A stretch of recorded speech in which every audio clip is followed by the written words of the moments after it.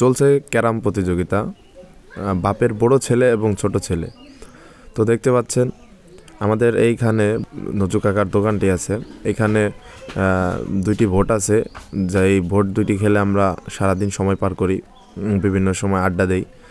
তো শুধু নজু কাকা না, প্রত্যেক এলাকাতেই এরকম দু একটি চায়ের দোকান, জনপ্রিয় চায়ের দোকান থাকে, যেখানে ছোট থেকে বড় সকল ধরনের মানুষ গিয়ে সারাদিন আড্ডা দেয়। সন্ধ্যা হলে আসলে এই চায়ের দোকানটিতে মানুষের হিড়িক পড়ে যায়।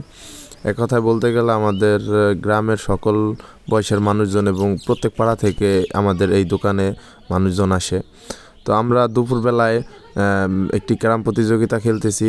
যেমন আমি এবং আমার ভাতিজা রহমান আছে বাপের ছোট ছেলের পক্ষে, এবং আমাদের বিপক্ষে যারা আছে তারা আছে বাপের বড় ছেলের পক্ষে, হিমায়েত এবং রানা। তারা দুইজন আছে বাপের বড় ছেলের পক্ষে। তো খেলা চলতেছে, অনেক তর্ক বিতর্কর পরে খেলাটি আসলে শুরু হয়েছে। তো দেখা যাক কারা হারে কারা জিতে। আপনারা ভিডিওটি শেষ পর্যন্ত দেখলে জানতে পারবেন যে আসলে কারা হেরেছিল এবং কারা জিতেছিল। তো ফলাফল দেখার জন্য অবশ্যই ভিডিওটি শেষ পর্যন্ত দেখতে হবে, না হলে বুঝতে পারবেন না যে কারা জিতছে কারা ঠকছে। আসলে ক্যারাম খেলা এমন একটা খেলা, যেই খেলাটি আসলে একটি নেশার মতো।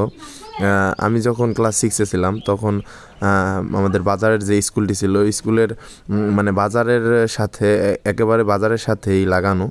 তো বাজারের মধ্যে দুইটা ক্যারাম বোর্ড ছিল, মানে ওই সময়ের জনপ্রিয় ক্যারাম বোর্ড, শাহানুরের ক্যারাম বোর্ড। তো ওইখানে আমাদের সিনিয়র যারা আছে তারা বিকালে এবং দুপুরবেলা, সকালে, রাত্রিবেলা এই ক্যারাম বোর্ড খেলতো। আমরা পিছনে গিয়ে দাঁড়াইয়ে থাকতাম, মানে খেলা দেখার জন্য। মানে খেলার চান্স পাইতাম না, তো যাইয়ে দাঁড়ায় থাকতাম। সেইখান থেকে এই ক্যারাম বোর্ডের প্রতি নেশা। এখন মোটামুটি সব পাড়ার সব দোকানেই দু একটা ক্যারাম বোর্ড থাকে মানুষের সময় কাটানোর জন্য। আসলে গ্রামের যেরকম মজা বলতে গেলে সেইভাবে মানুষ সময় কাটায়, সেইভাবে মানুষ চলাফেরা করে, সহজ সরল মানুষ। তো খেলার শেষ পর্যায়ে আপনাদের জানিয়ে দেই যে আসলে মানে দুর্ভাগ্য আমাদের, আমরাই খেলায় হেরেছিলাম এবং বাপের যে বড় ছেলে ওরা জিততেছিল। তো যাই হোক, খেলাধুলায় হারজিত থাকবে, এটাই স্বাভাবিক, কিন্তু খেলছি, অনেক মজা পাইছি, এটাই। তো শেষ করছি আজকের মতো।